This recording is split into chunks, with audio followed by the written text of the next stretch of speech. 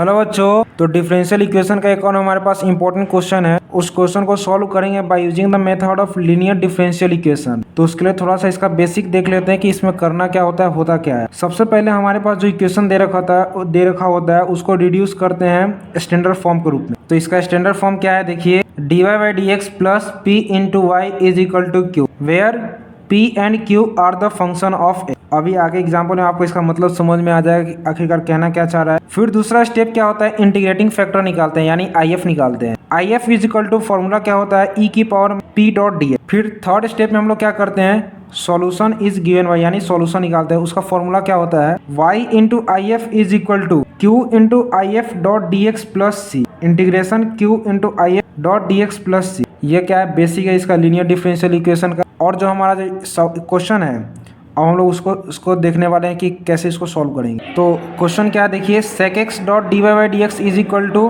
Y plus sine x. ये हमारे पास question दे रखा है और हमें इसको सॉल्व करना है by using the method of linear differential equation. उसके लिए क्या करेंगे, देखिए sec x dot d y by d x is equal to y plus sine. सबसे पहले हम लोग क्या करेंगे, इस y को इधर ले आते हैं, जिससे क्या होगा, देखिए sec x dot d y minus y is equal to sine x. हमारा जो स्टैंडर्ड फॉर्म का इक्वेशन क्या था, d y by d x plus p dot y is equal to q. और जो p और जो q था क्या होना चाहिए, फंक्शन ऑफ x। इसका क्या मतलब होता है अभी आप समझ जाना। D y by d x यानी ये क्या है, यहाँ पे कुछ नहीं, इसके साथ मल्टीप्लाई में ये सिंपल अकेला है डी वाई बाई डी। तो इसके साथ जो टर्म है हम लोग इसको इसके डिवाइड में भेजेंगे, इसके डिवाइड में भेजेंगे। तो 1/1 में सेक क्या होता है, cos x होता है। और इधर भी सेक x आ जाएगा, तो सेक x को ऊपर भेजेंगे तो क्या आ जाएगा, साइन cos x आ जाएगा। यानी d y by d x minus cos x dot y is equal to sine x dot cos x. ऐसा हम लोग इसको लिख सकते हैं। और ये जो हमारे पास जो वैल्यू आया है ये क्या है, हमारे पास p है। और ये जो वैल्यू हमारे पास जो आया है ये क्या है, q है। हमारा इक्वेशन क्या कहता है, where p and q are the function of x। ये x का फंक्शन होना चाहिए। तो यहाँ पे y कुछ नहीं है, इसमें भी y कुछ नहीं है। तो यानी कि ये हमारे पास क्या आ गया, p की वैल्यू आ गया और ये क्या आ गया, q आ गया। उसके बाद अगला स्टेप क्या था हमारे पास, IF निकालना होता है, इंटीग्रेटिंग फैक्टर। उसको अगले स्टेप में देखते हैं कि कैसे निकालेंगे हम लोग। On comparing this equation with standard form, तो p की वैल्यू आ जाएगा minus cos x and q की वैल्यू आ जाएगा sine x dot cos x. I hope कि आपको यहाँ तक समझ में आ रहा होगा। अब इसका अगला स्टेप देखते हैं क्या है हमारे पास। यहाँ तक तो हमने कर लिया था, p की वैल्यू हमारे पास आ गया था, q की वैल्यू आ गया था। हमें क्या निकालना था, ये हमारा इक्वेशन है। IF निकालना है, इंटीग्रेटिंग फैक्टर फॉर्मूला क्या होता है, e की power integration p dot D x. p क्या है हमारे पास, माइनस कॉस एक्स, यानी e की power minus cos x dot D x. तो माइनस एज इट इज रहेगा, कॉस एक्स का इंटीग्रेशन क्या होता है, साइन एक्स। यानी IF की वैल्यू क्या आ गया, e की power minus sine x. I hope कि आपको यहाँ तक समझ में आ रहा होगा।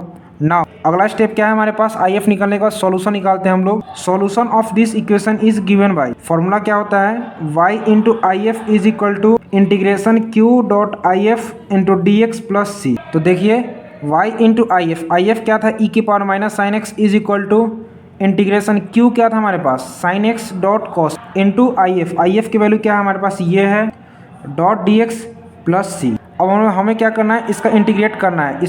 इसको इंटीग्रेट करने के लिए हम लोग क्या करेंगे, इसको थोड़ा सिंप्लीफाई कर लेते हैं। यानी साइन एक्स को हम लोग क्या मान लेते हैं, t। तो इसका डिफ्रेंशिएशन क्या आ जाएगा, cos x, फिर x का करेंगे तो dx, t का करेंगे तो क्या आ जाएगा, dt। यानी कि साइन एक्स की जगह पर हम लोग क्या लिख सकते हैं, t लिखेंगे, cos x डॉट dx। इसके जगह पर क्या लिखेंगे हम लोग, dt लिखेंगे और e की पावर माइनस t हो जाएगा, क्योंकि माइनस साइन एक्स है तो क्या आ जाएगा, e की पावर माइनस t हो जाएगा। तो हमारा वही इक्वेशन है, y डॉट e की power minus sine X is equal to t into E की power minus T dot D T plus C. और यहाँ पे क्या लग रहा है, u इंटू वी।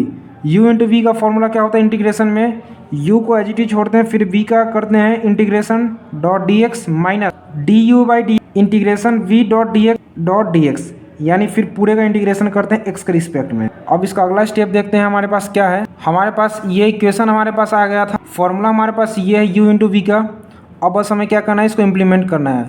यानी y इंटू ई की पावर माइनस साइन एक्स, ये तो हमारे पास एज इट इज रहेगा, इज इक्वल टू, इसको क्या करते हैं, t को एज इट इज छोड़ते हैं बाहर, t को बाहर छोड़ा, e की पावर v का करेंगे इंटीग्रेशन, यानी e की पावर माइनस टी का माइनस टी और माइनस टी का करेंगे तो हो जाएगा -1, यानी ये माइनस इधर आ गया, ये सेक्शन हमारे पास क्या हो गया, कंप्लीट हो गया। फिर माइनस, ये माइनस आ गया, फिर इधर इंटीग्रेशन पूरे का करेंगे du/dx, यानी ये हमारे पास क्या है, u है, और ये वाला टर्म क्या है, v है। तो इसका एक t के रिस्पेक्ट में करेंगे तो क्या आ जाएगा 1, फिर v.dx, v का डॉट करेंगे तो क्या आ जाएगा e⁻t, और माइनस टी का करेंगे तो ये इधर आ जाएगा -.dt प्लस c। ठीक है, यहाँ तक कोई दिक्कत नहीं होगा। अब देखिए इस माइनस से माइनस ये क्या हो गया, कैंसिल, यानी plus integration e⁻t.dt plus c, minus T की पावर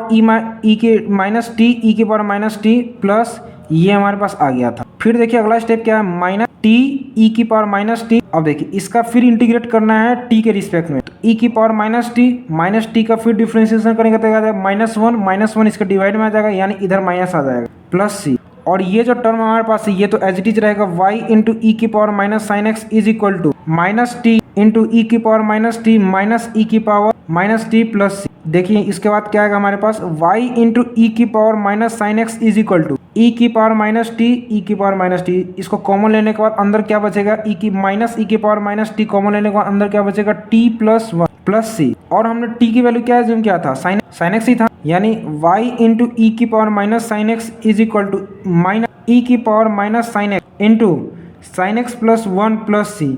ये क्या हमारा रिक्वायर्ड आंसर। उम्मीद करता हूँ कि यह क्वेश्चन आपको समझ में आ गया होगा। मिलते हैं आपसे अगले वीडियो में, तब तक के लिए धन्यवाद।